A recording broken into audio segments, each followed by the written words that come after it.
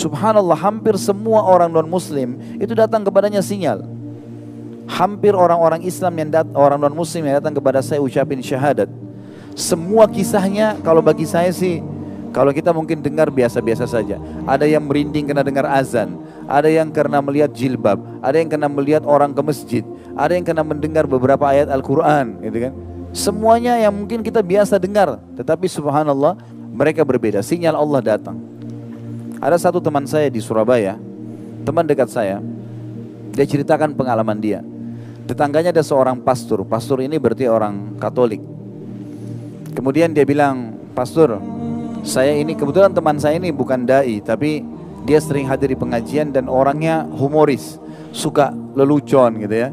Maka dia datang kepada pastor, dia bilang, "Pastor, bisa saya ngobrol sebentar?" Kata pastornya, "Silahkan." Dia bilang, "Saya terus terang pastor bingung dengan agama saya." Islam maksudnya. Padahal orang ini istiqomahnya luar biasa, suka dengan Islam, dengan Islam. Tapi dia bilang gitu, ini cara dia ya. Kemudian pastornya dia bilang, ini saya yang lebih bingung lagi, ada Al-Quran dan ada terjemahan bahasa Indonesia. Ada satu surah dalam Al-Quran yang membuat saya lebih bingung dengan Islam. Ini surah Al-Ikhlas. Ada kalimat dalam Al-Ikhlas, lam yalid walam yulad.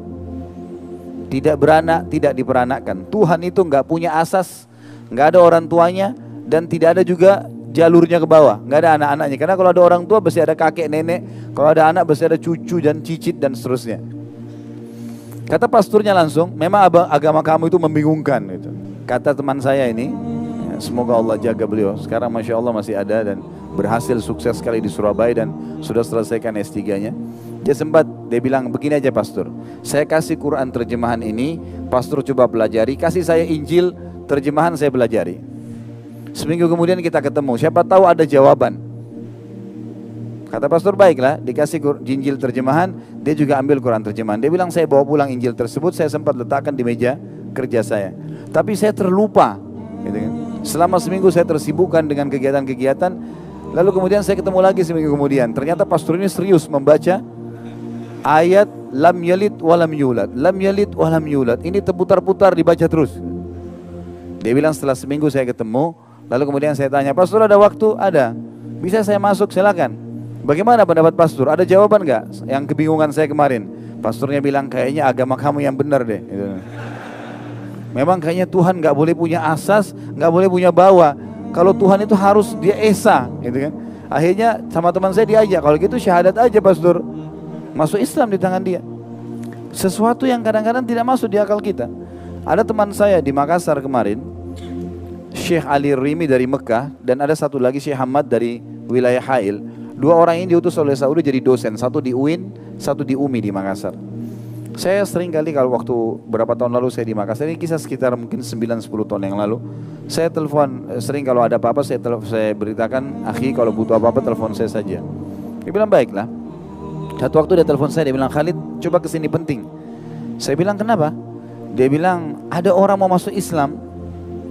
Baiklah kalau gitu saya datang. Saya datang ke sana naik motor, sampai di sana saya tanya, mana orang yang mau masuk Islam? Di sebelah dia kebetulan ada salah satu marketing obat yang sering keliling-keliling di apotik. Itu ternyata dia. Kata teman saya Ali Arimi ini orang yang mau masuk Islam nih. Saya tanya, Mas saya mau masuk Islam. Dia bilang iya. Kenapa Mas mau masuk Islam? Dia bilang saya kagum lihat dua orang Arab ini. Setiap azan pasti ke masjid, gitu kan? Pasti kalau dengar azan ke masjid. Setiap saya masuk ini pasti jalan ke masjid. Waktu saya tanya, memang bisa bahasa Indonesia tapi terbata-bata. Waktu saya tanya kenapa, dia bilang ini perintah Tuhan. Dia bilang saya pertemukan dengan keadaan saya seminggu sekali ke gereja aja saya masih malas. Ini orang satu hari dipanggil, waktu saya tanya berapa kali, dia bilang 5 kali. Begitu rajinnya dia pergi. Kalau gitu saya tahu ini agama benar, saya mau ikut deh. Hanya begitu. Antum sekarang dengar azan sehari berapa kali? Jawab gak ke masjid? Jadi unik sekali gitu ya. Orang masuk Islam itu sesuatu yang luar biasa.